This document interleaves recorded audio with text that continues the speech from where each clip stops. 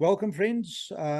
This is new to obviously both of us, and it's hopefully going to be quite dynamic and interesting. We come from various backgrounds and with quite varying stints in doing things throughout our careers. So this is the first episode of the critical video podcast.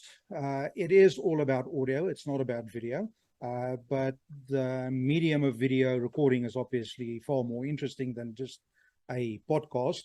And William, the funny thing, we'll do introductions now. The funny thing is most audio podcasts are not really being broadcast with good audio quality, as people have mentioned and picked up. So hopefully this one is good video and good audio. And I'll endeavor to improve this as well. So just very briefly, my name is Sarel Wagner. You can call me SP for short if you like. William, if you do introduction of yourself, please.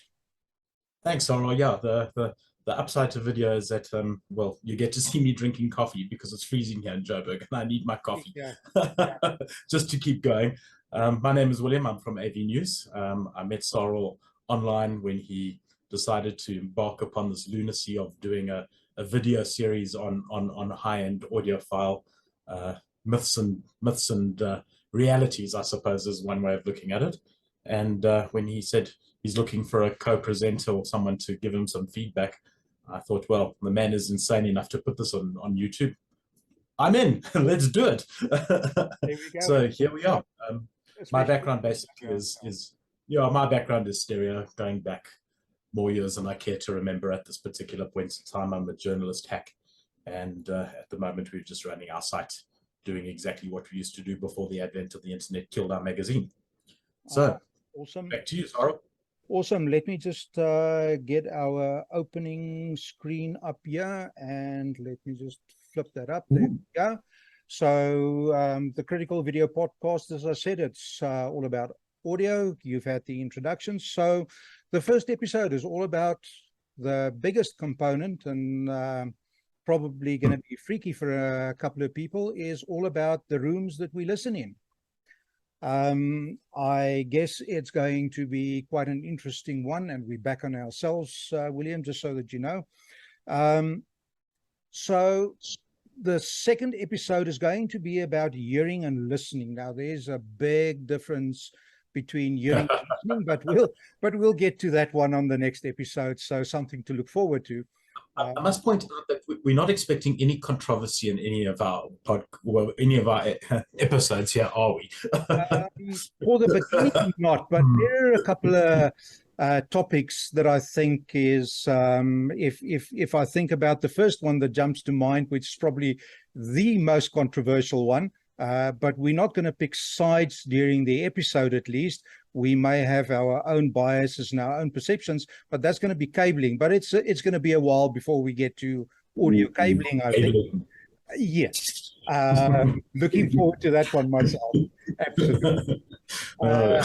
But back to rooms. Let's get stuck into rooms. So one of the things I think that people are focused on in audio, and specifically audiophiles tend to, in my humble opinion, overemphasize the gear, the equipment that they are using. And just like golf players, the next club is the next big thing in golf.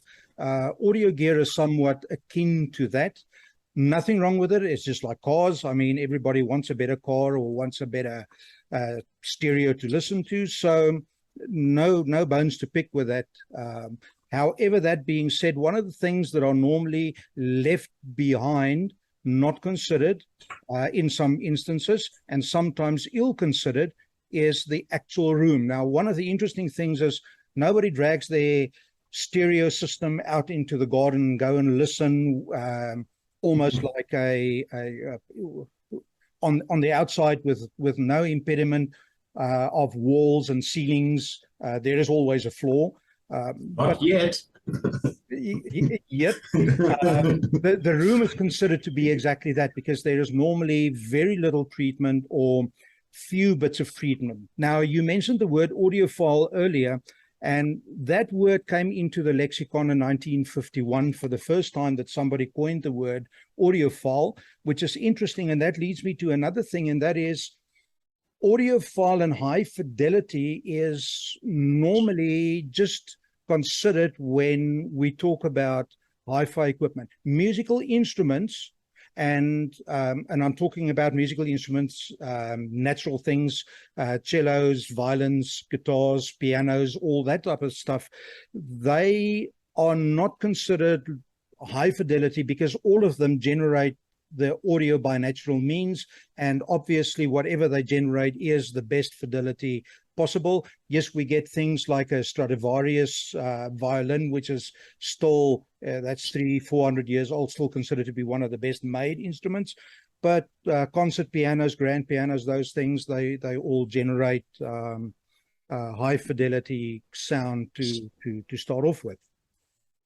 So one of the, and I'm just having a look at my notes, I don't want to forget stuff here. One of the things about notes and about music generation and speech generation, all of that falls on, there is, or is rather made up out of two things. One is the fundamental note and one is a harmonic. And I'm going to flip up a spectrum analysis. Let me just grab it over here quickly.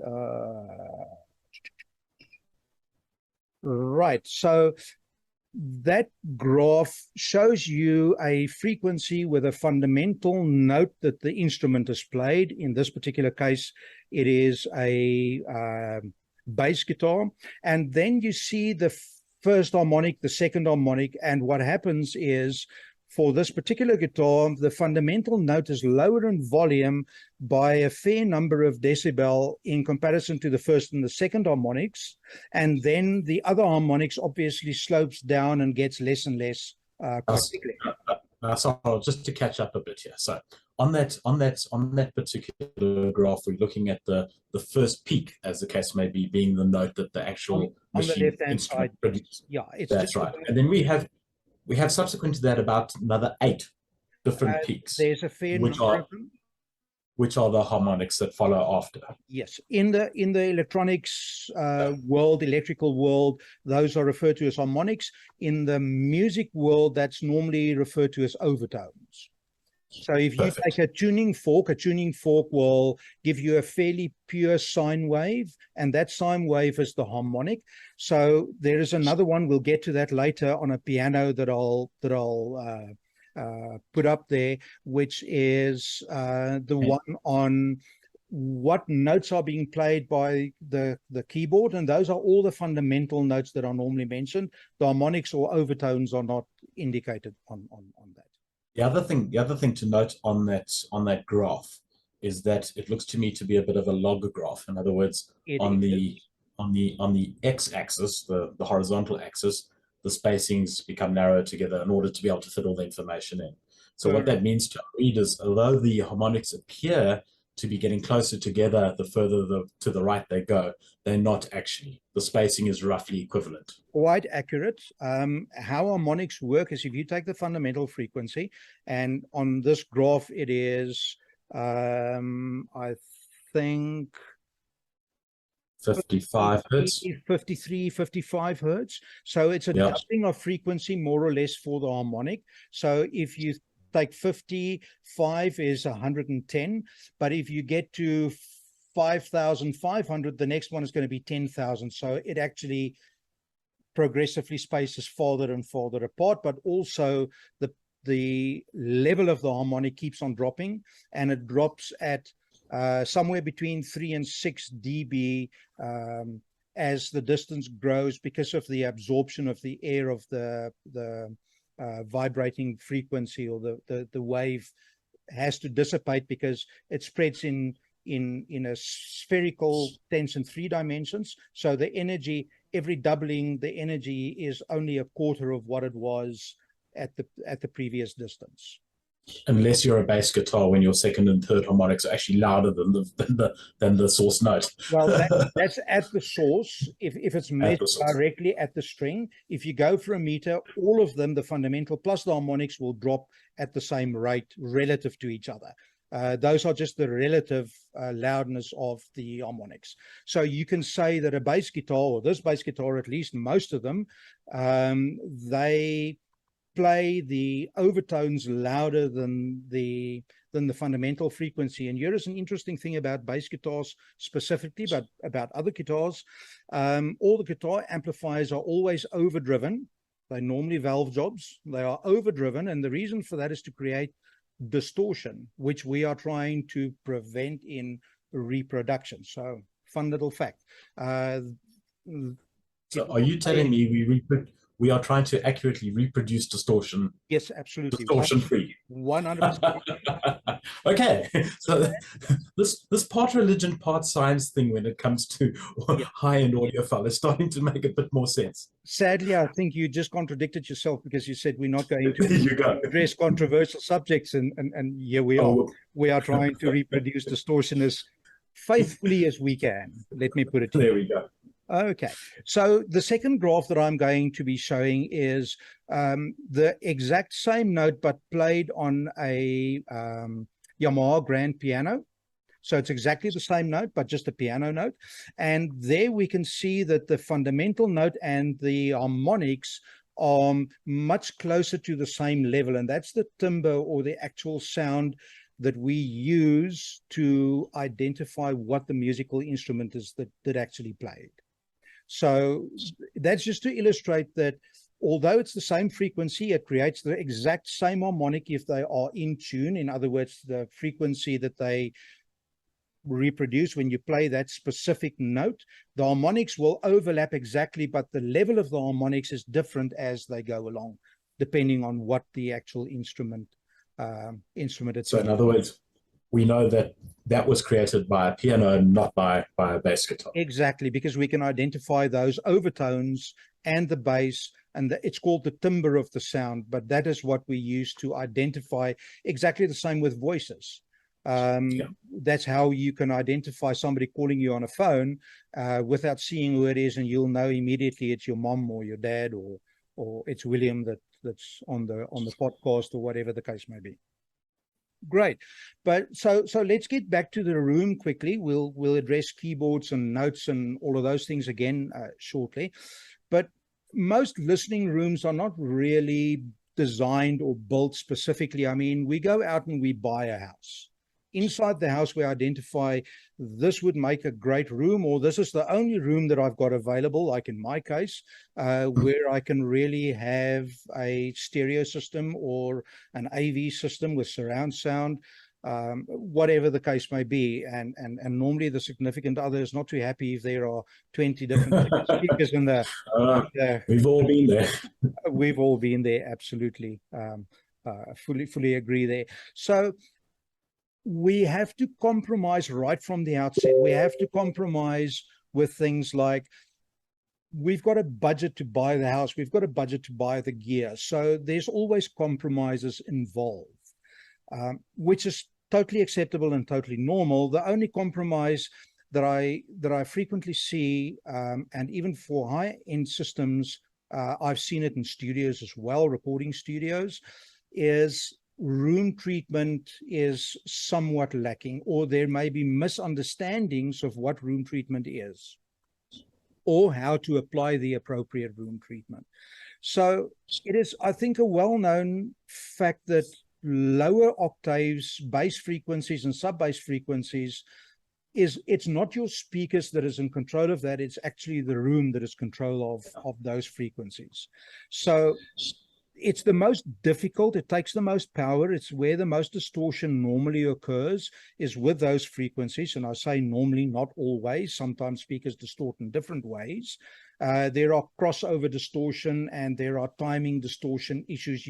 People don't normally refer to it as timing as distortion, but it is a form of distortion. It can cause comb filtering issues. There's all sorts of things that can cause. But normally below 400 hertz in frequency, the room dominates the response of whatever system you've got inside of that room. I don't think there's any dispute about that fact, and that is irrespective of the size of the room. Smaller rooms are more difficult to utilize effectively, but bigger rooms have got different problems, and they've got their own sets of problems that we have to go off and deal with. So if we look at rooms, rooms can be different. If there's nothing in the room, it's very live. There's lots of echo and flutter echoes and standing waves and things like that. There may be noise intrusion from the outside in the room, which will mess with our hearing, not listening, but hearing, and by definition, then mess with our listening. We can radiate sound outside of the confines of the room because of windows or bad insulation or bad walls or ventilation holes in a wall, the traditional way that our homes were built. So all of those things has got a influence on what the room sounds like. A room may be dead, depending on the materials it's constructed from. The room may sound dead. If you do something like this inside the room, you can hear the echo in my space, and it's fairly full. It's badly treated. This is not my listening area. This is just for recording purposes and editing purposes. But these things have a material bearing on what we perceive when we listen to stereo or any music or even conversations. It does influence that.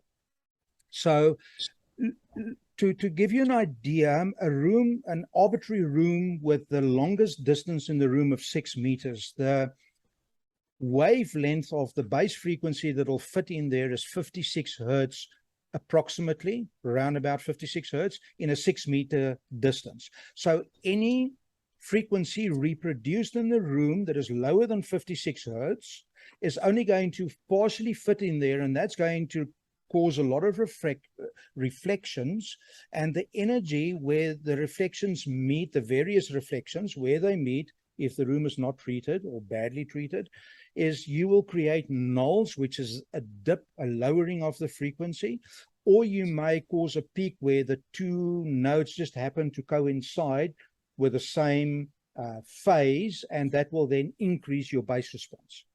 Contrary to that's what happens. Yes, absolutely. Now, contrary, that's what happens when you get dead spots in a room. So in other words, you can actually hear it. I mean, yes, there are a lot of rooms that I've listened to in my time where you can literally just move forward a little bit and the bass response is completely different. Yes. Now, it's owing to standing waves and that effect you're talking about. 100%. If we look at rooms from that perspective, the smaller the room, the more these things will cause issues and the more treatment it needs. But the problem is, the more treatment you put into the room, the less space, or the more space, smaller the room, the smaller the room becomes. So that is a bit problematic, and there is no cure-all for this. We'll do an episode on acoustics, room treatment, and things like that at some point, and hopefully we can then use that to address these things. This episode is not really meant to address that, although we do touch on some of those subjects. So the placement inside a room. So what is a good room or a bad room? A bad room is one that's an absolute cube, same length, height, width, and the position right in the middle of the room is the worst position for the listener to sit in. So don't sit in the middle of a room. Studios, that is frequently a problem. Normally in listening rooms, the couch or the chairs are put against the back wall, which is another very bad spot for bass response. The reason for that is there's a lot of reflection from that wall, and that's the closest position where it's lost the least amount of energy from the reflection. So you get the direct wave and the reflected wave and instant cancellation because the phases are very close to each other at that particular point. So a good room is one where the height the width and the length are not multiples of each other. It's as simple as that. People talk about golden ratios, and there are all things like Schrödinger frequencies and all sorts. Won't go into any of that at this point in time, but yes, those things can definitely. I'm suddenly sensing a lot of people rushing for their sledgehammers. That wouldn't surprise me, but that is unfortunately not a solution. There are better ways to go and deal with that. It can be, absolutely. If you can break into another room and create a bigger one and archway in there or something like that, that is absolutely something that can work. I'm just trying to find my log. I'm just flipping up the other picture, which is the piano, and you can see the piano keyboard, the 88. Sorry, go. No problem. I just wanted to touch back on the frequency response of 56 hertz, where we have a 6 meter standing wave. That doesn't necessarily mean that anything below 56 hertz we're not going to hear. It just means everything below 56 hertz is going to be, shall we say, a little bit more challenging to address. Yes, you'll have more dips and nulls and things like that below 56 hertz.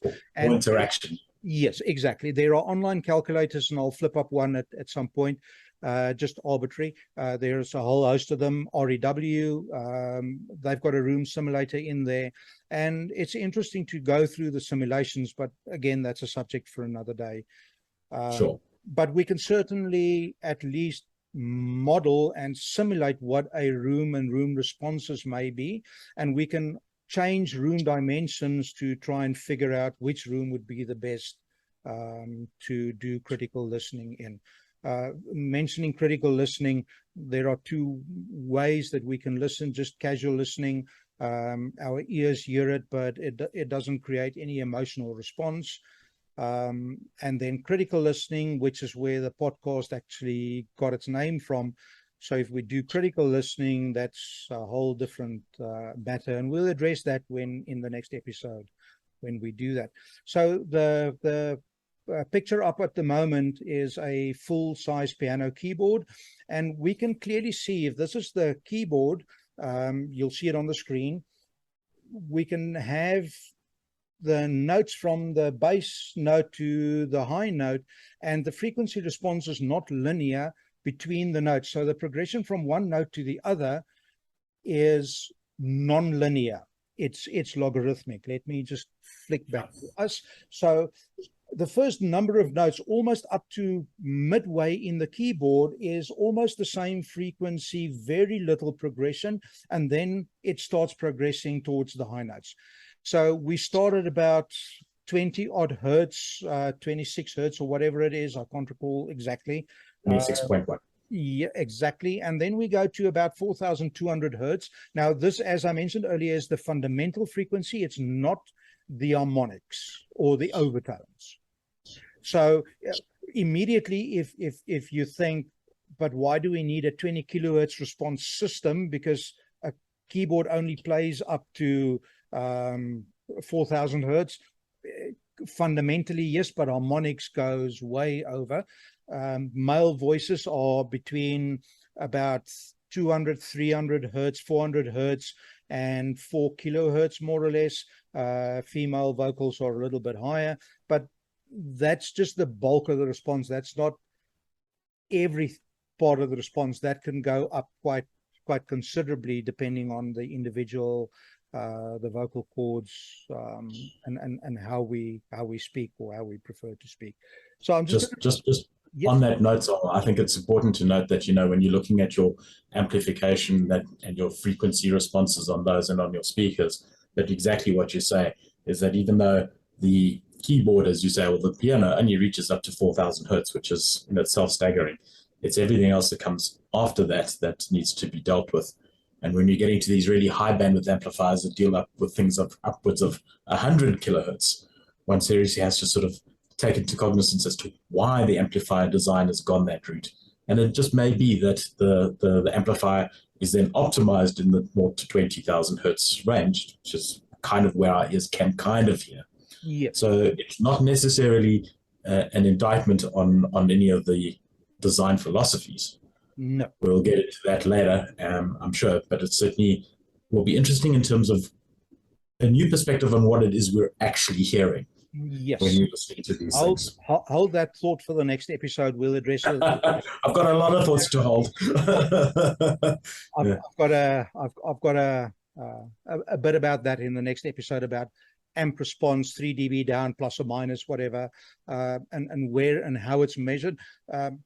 Measurements of equipment, especially in the consumer space, but also in the professional spaces, has been dumbed down to such an extent that nothing makes sense almost anymore. We'll have a dedicated episode addressing some of those issues, which is a different issue. There are some people on the interwebs that is somewhat address some of these things, but it's never tied back down to hearing and listening. It's always just as a separate, siloed subject almost. And nothing wrong with that, not critique that at all. But I think it is more important and more valuable if we do that in the context of hearing and critical listening, obviously. Absolutely. So the next image up is just, again, the keyboard, but there is the musical note, the frequency of the actual notes themselves. Every single note on the keyboard is the note I got it wrong. It's 27.5, not 26.1. I don't know where I got 26.1. No problem, but close enough. Something in there somewhere. The piano was a little bit detuned, I think. Quite possible.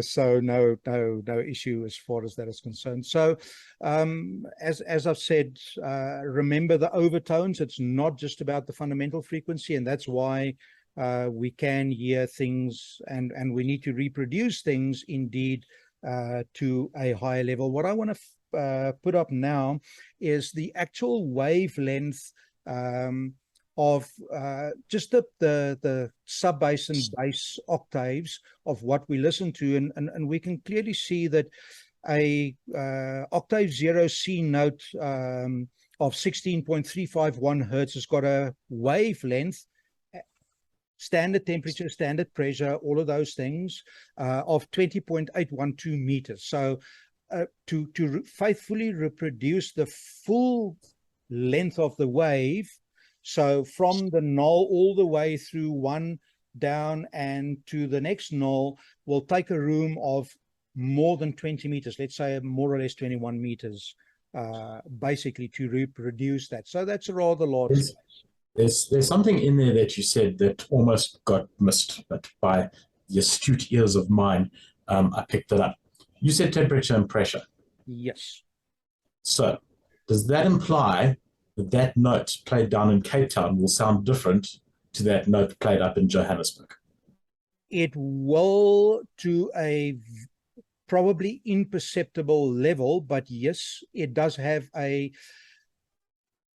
influence on wave propagation. In other words, the speed that the wave will travel, and also at the decay of the sound with distance. So on those two things it will. The actual fundamental frequency and the overtones are harmonics, and the relationship between them, that won't change by definition. But because of the density differences and the temperature differences, there are speed differences, and there may be subtle differences. I've got some handbooks. I will make a note. It makes perfect sense. It makes absolutely perfect sense. That is why things always sound so much better up in Joburg. There we go. Because speed travel. Wave propagated. Ooh, there may be some controversy there. I don't know. The boys down in Cape may say no, it sounds better there. No one in Cape Town will ever see this. It's fine. Okay, all right. Or maybe they see it next year and then it doesn't matter. Exactly. Not a problem, but I'm pretty sure some people will have a bone to pick with that. In all seriousness, from an engineering and from a fundamental the laws of physics perspective, yes, there will be differences. Imperceptible is most likely the answer. If I look at a 20 hertz more or less frequency, a 20 hertz frequency, the wavelength for a full wave is 16.5 meters more or less. And by the way, that's an E note. If I look at a higher frequency, let's take 50 hertz as an example, or more or less. I've got a G sharp note here, and that is 51.913 hertz, and that is a 6.555 meter wavelength, just to give you a ballpark. If we get above probably about 160 odd hertz, now hold on, 160 hertz is also very important when it gets to our physical, these little thingies that we use like radar dishes or satellite dishes. That's a very important frequency, and it's got a bearing on how we perceive sound. We'll delve into that also a little bit later. Right. So one thing I think that I mentioned is music and sound propagate in 3 dimensions in a spherical way, so it loses energy very quickly.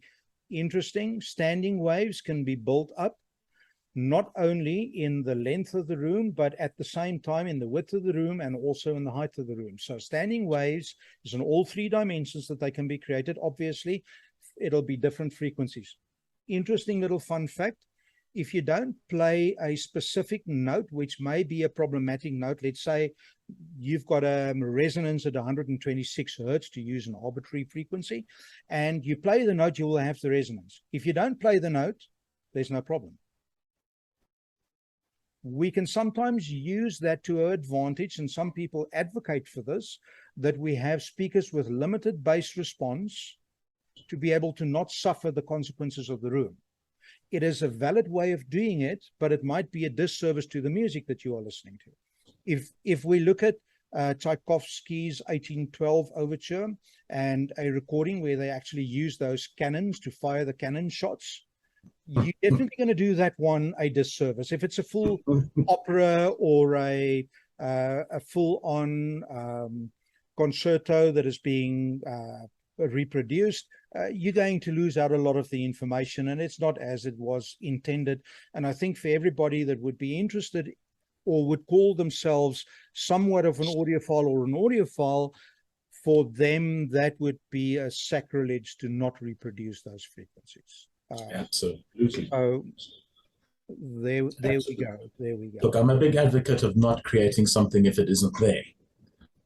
But if it is there, you need to recreate it as faithfully as possible. Yes. I'm going to flip up the, I've snuffed this from the interwebs, the little room treatment gray and multicolor image that is up there. And what I want to convey with this image is something that in part of my career, I used to refer to it as the ABC. And that is actually a bridge in a cloud. Now, what the heck does that have to do with listening environments and how we reproduce sound?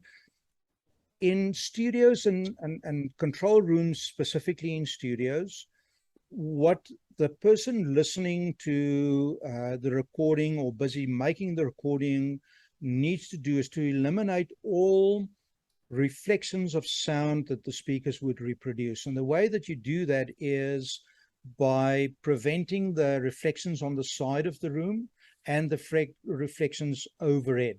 Also, it is important to decouple, and I'm naughty here, my monitor speakers here is not decoupled at the moment, but I do have the foam feet for them. I'll do that shortly. To decouple the loudspeakers from the environment so that you don't get comb filtering, because that's one thing that causes. Yes. Is it decoupling or is it actually coupling? Well, if you don't have an isolation barrier between the speaker itself, and as an example, my speakers are on my desk, and in recording studios, they are frequently on the actual recording desk, where the recording equipment is installed into, that would then be coupled to that, and that would, let me backtrack for a moment. Sound propagation in solid materials is frequently a lot faster, is just as important. And the reason for that is, and there is experiments that has been done that proves this fact, And that is why the decoupling or the coupling of loudspeakers to mixing desks or to a table or to stands, it's important to decouple them, because if it's a metal object and it extends closer to the listener than what the speaker cones are, what will happen is the wave propagated through the solid object will reach our ears first from a different direction. And if it's less than about 35 milliseconds, the second wave reaches our ears than the first one, our hearing and brain localization function, it's really a brain function, but the localization of the sound will then place the sound in the wrong place, and it causes cone filtering at higher frequencies, which has got the same effect of nulls and peaks, and that messes your sound badly. But especially with placement of instruments, the so-called sound stage that we refer to, that will definitely be very, very badly impacted if the speakers are not isolated, if they're on something that it extends towards us. If they're just on speaker stands, hopefully they will be filled with sand or with dry rice or something to prevent the ringing and the resonant frequencies. Please don't use cooked rice. It's for other purposes, but not for that. Sand or rice or any other media that's fairly dense and we can pour in there, that's not going to go stale or something. And that's just to stop the ringing of whatever it is. If it's a wooden stand, normally that's not an issue, but anything metal is definitely a concern. So it's important to isolate the speakers so that you don't transmit waves via solid objects which are closer to us. If it's directly coupled, because then it's a strong transmission and it emits a very strong wave or signal. If it's isolated on speaker stands, no problem. But, and herein is the problem, in normal sized living rooms that we use for listening, the issue is the reflective wave reaches from the side walls, reaches our ears at the same or very close to the same time as the direct wave, and that can cause issues inside of our ears, or just by the mere fact that depending on the distances involved between straight and the reflected wave, it can also cause some cone filtering issues and create nulls and peaks, which is not a faithful reproduction. That's why we want to identify those areas at the ceiling and the sides to be able to stop those reflections. What about the floor? Wow. People frequently have carpets. Carpets doesn't do anything for bass response. It does, however, start absorbing higher frequencies. And the problem is the floor is very important. If you think about how we have evolved over millennia, we've always had something solid or soft like grass or something beneath our feet. And our brains has evolved the technique to use the reflections, because if you're outside in the veld, the only way where you will get a reflected sound from is either something close to you, a solid object like a rock or a cliff wall, or you will always get it from the ground underneath your feet. So our brains have evolved to use that as the cue to be able to determine where sound comes from, and it's important for our survival. So that is a very well developed skill that we've got. So if you deaden the higher frequencies, yes? Doing critical listening, we should take our shoes and socks off. It might be a good thing to always do that like the Japanese do, but for a different reason. All jokes aside, I don't think shoes and socks will have a material influence on the localizing of the sound stage, but nonetheless, I referred to a dead room previously. Now, if you've got a fully carpeted room, it might not be the best, because it does, in a kind of funny way, not absorb any bass frequencies. Let me just switch away here. From the floor, all the bass frequencies are not absorbed. They're fully reflected, even on thick carpet, 5 mil, 10 mil deep carpet. But higher frequencies gets absorbed more and more as the frequency increases. So obviously, that is part of what makes a room go dead, but it interferes with our sound stage, our instrument location detection mechanism, if the higher frequencies go AWOL, and there is a critical frequency, which is the width of our ears, the 6 inches between our heads, between our ears for our heads, and our head will cast a shadow, an acoustical shadow, from one speaker to the other one. That's why speaker separation for a sound stage is important, but also the floor reflection. So you do need reflections, otherwise your sound stage is going to go away. We've heard plenty of people saying, I'm having a battle with my sound stage. Everything sounds in the middle or maybe off to one side. For the same reason, if I just bring back that same picture again, it's important to have the speakers in the critical listening positions centered between the side walls. Otherwise, there are timing differences between the various things, and we may have a null at our left ear and a peak at our right ear, which will give us an imbalance in the sound perception. It's a lot of people rushing for their crowbars to start ripping up carpets now.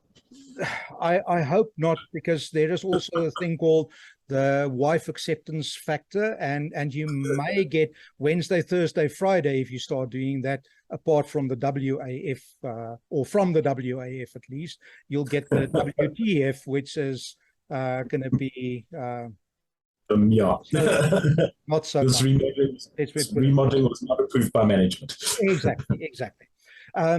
Moving on, one of the other things I think that is important to understand in the forest versus the trees analogy is our rooms that we do the listening in is probably the most critical part of the whole chain in reproducing the sound. You can change the amplifiers. Yes, it'll make a bit of a change. You may change some cables. Yes, it may or may not make a difference. Take note, it may or may not make a difference. You can change your source type of material. You can go from analog to digital, or you can, whatever the case may be. But the moment that you start changing your speakers, you can hear a distinct difference in what the sound reproduced will sound like. Hey, I've got news for you. Change your room and you'll get a 10 times bigger, an order of magnitude bigger change in what it sounds like, because of the constraints of the room. It is also the most important and the most expensive part of your componentry. Think about that. Think about that for a moment. When I read your notes, it's one of the things that sort of you just gloss over and then you start to think about in some more detail. And you're absolutely right. I mean, it's a case of that you can have the Ferrari, but if you want to drive a Ferrari on Joburg's potholed roads, good luck to you. And you know, the analogy is such that yes, whilst the cars are getting better and we are making advances forward in technology and in sound reproduction as we go, it's not necessarily true that the roads are keeping up. No, and they deteriorate sometimes. And that function is something that I think we also easily forget about when we stuck in our little bubbles of this is my room and this is what sounds good to me and this is what I'm used to. Because there is a thing called an audible memory that we do build up over time, and how music makes us feel is very much a function of how it sounds. And the closer we get back to what we remember it sounding like, the better we think our systems actually are. And there's a whole debate that we can have over accuracy versus the joy and wonder we get when we listen to certain music that we enjoy. And not getting too much into that, I'm sure we'll touch on that controversy in future episodes. Yes. But you know, the room, as you say, is of critical importance, and it will color and influence our understanding of what our music is on our hi-fis as we listen to them. Correct. And if we're cognizant of it, that in itself was already a step forward, because we can either treat it or we can not treat it, as the case may be. That's entirely up to you. But understanding the implications of what it is that we're doing. Correct. Now, we can hardly go and separate the listening room from the house that we are in. So consider the price of the house as the price of the listening room. And now you can start comparing that to the other components that make up part of the chain for you to do your critical listening. And yes, there are people that spend more on their audio gear than what they spend I on just their added a zero to my budget. exactly. The wife can't complain now. Contrary to popular belief, critical thinking is probably more important to critical listening than critical listening is to critical listening. So there's a controversy for you. We'll have to, I have to process that one and digest it a bit. Not very bright. No, not a problem at all. So, but getting back to what I was saying about the room being the most important part of the system, yet normally and here it's not everybody, but for a lot of people, that's the last thing that the money is spent on in treating that environment. Yet it is crucial to critical listening. It is really, really vitally important. And the moment that you talk to an acoustician, that's the first thing that they will say, but it is because they really understand the influence of that on critical listening. If we look at studios in general, reasonable studios, I'm kind of excluding some home studios, music recording studios, but this is not universal. There's a lot of them that is very, very well done, very well engineered, very well acoustically treated. But in general, in the commercial market, that's the first thing that is done. The room is custom designed. If we just think of Bob Studios, huge amounts of money on the actual design just of the buildings and all the various facilities inside of those buildings. And it's the same if it's television studios. I've been involved in that professionally over a number of years. So there, the treatments is paramount, and it's the first thing that the money is spent on, even before the gear that goes in there.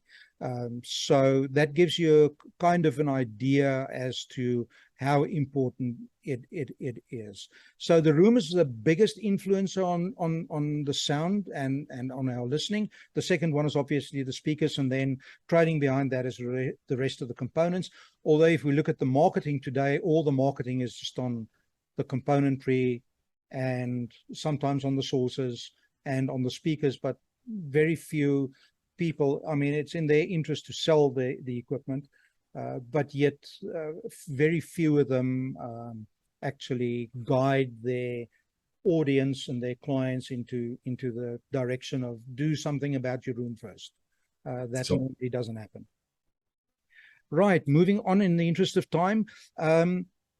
To be able to analyze a room and figure out if it is something that is going to be suitable, it's kind of a chicken and an egg situation. You need something in the room to test with, and testing is both objective and subjective. You can't measure the frequency that you need to treat in a subjective manner, but it does have its place in auditioning, I can almost say, the room that we want to do critical listening in. You can do simple things if you walk into a new house and you're considering buying it, and this is the room that I think would be best suited. Just do the simple clap test and get somebody else to do the same. Stand in the door, stand in the middle of the room, stand against the back wall where you think you're going to sit if that's how the room is laid out. And always position your speakers down the longest distance, the length of the room, not the width, for various reasons. We'll get into that at a later point as well. But I think, let me leave you with this. What we cannot measure objectively, we cannot manage, we cannot control, we cannot augment the treatment of the room. Yes, you can move the absorbers and diffusers around the room and listen to it. It is a valid way of doing it. And sometimes if you want to find out the best position for the listeners to do exactly that, is to move around, and you get a chair with some wheels on it and roll it down the middle of the room and in the middle across the room and figure out where the position is from front to back and side to side. And do that against the back wall and where you think you want to have your seating position. But even so, it always, and nowadays it's relatively inexpensive, a decent microphone to do measurement with, and a program REW is freely available. You can download that and then do the tests to figure out what the room is. You can do room simulations for free on the internet. So there are various things we can do to address what we want to do in the room. And there are people doing this for a profession. So if you're going to spend a lot on gear, consider that rather than spending upgrading speakers. Start with smaller speakers or whatever the case may be. I'm not telling you how to spend your budget, but that is something that I think would be worthwhile to consider. So I've addressed what is a good room and a bad room.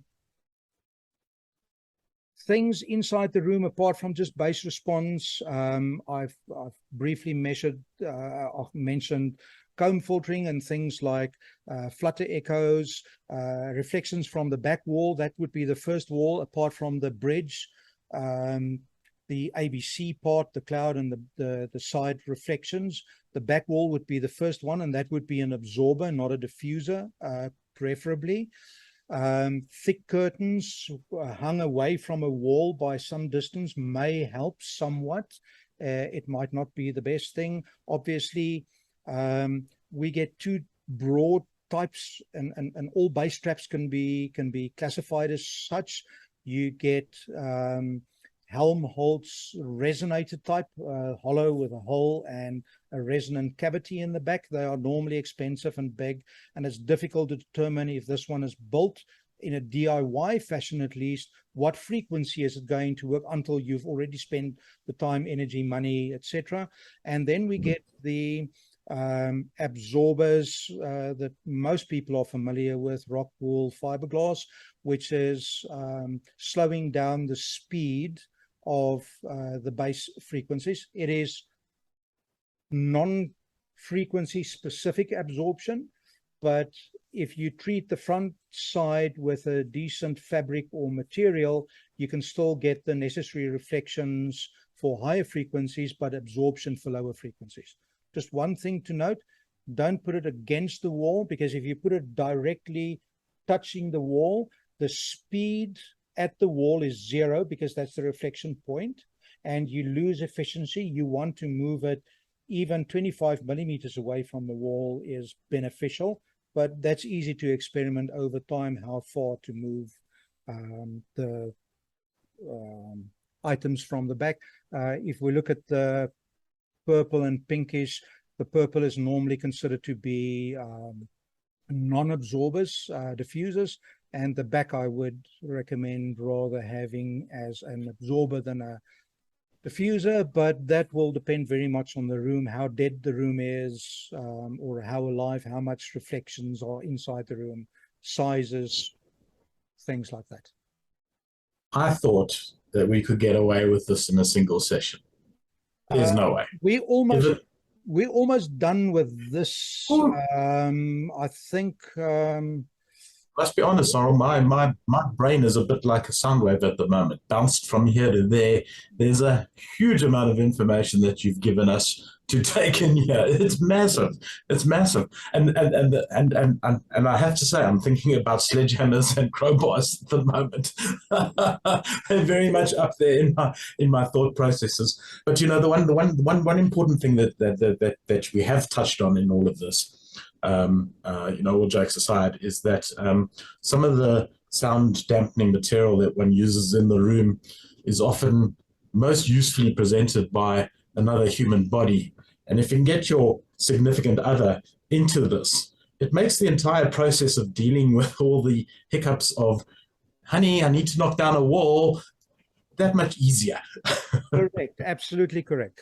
So I think maybe it is a good idea if we call it quits for this first episode here, and we continue. I think we've covered a huge amount of material, and I think, if I may presume here, that if we could get some feedback from people who watch this as to where they want more information on specifics, we can address those in further episodes. Absolutely, yes. Maybe even take them live. We can certainly do something to that effect. I'm just having a look here. Can you see the little subscribe? Subscribe. To the YouTube. Yes, there was a coffee little logo up there. There we go. But I think, William, thank you very much. Firstly, I Oh, found thank you, it Cyril. It's most been enjoyable. I know fantastic. it probably sounds like it's coming out like a fire hose, but It does a bit, but that's a good thing. be that as it may, you're welcome to temper me and slow me down a little bit. But yeah, I think this is a good point to have a break, and we can tackle the next, which might be a bit shorter episode, on the last part of the room in the next recording. We can chat offline and decide when we I look forward to it in the next couple of days or week or so. And yes, apart from that, guys, if you find this interesting, do the subscribe thing. We'll post a link. William, you can mention where you will post. I will post on the critical thread on the local forum, and obviously the YouTube channel. I'll also post a link to Vimeo. I'll upload it there as well. It might take me a day or two to do this. I'll post it on avnews.co for sure. Great stuff, and thank you very much. Guys, I hope you enjoyed and you found it at least somewhat interesting and not too boring, and hopefully not too controversial either. But it's not going to work. We don't do it. No controversy here. Move on. Nothing to see. There you go. Yeah, the funny thing is, from our backgrounds, I approach things from an engineering background more so than just from the emotional, although that is important. And I think your career and your background, and I'm not suggesting for one moment that you don't approach things from an engineering perspective, but I think you are more balanced between the engineering and the emotional side versus me, which is more biased towards the engineering side. As it happens, I'm actually an engineer by training, formal qualification, and I did chemical engineering, which is a wonderful way of trying to model the unmodelable. And what I found about hi-fi is I leave as much of that at the door as I possibly can, and I just try to immerse myself back into music. Sometimes it works, sometimes it doesn't. But I have to say that I enjoy the technical side of things tremendously, and then completely ignoring it, I also enjoy doing. It depends on the mood and the time. Exactly. I fully agree. Just a little bit, the next episode is going to be obviously a continuation of rooms, and then the one thereafter is on hearing and listening. Just one little tidbit I want to give away. Hearing is casual. You might hear your significant other saying something to you, but mostly you may not be connected because you focused on something else. That's called hearing. Honey, yes, I did hear you. Listening, however, there is always an emotional response attached to it, and critical listening is identical to that. But that's now a third episode we came to discover today. Can't wait. Thank you very much, William. Appreciate. Thanks for your input here and steering this. Genuine pleasure. Bye bye. Next time.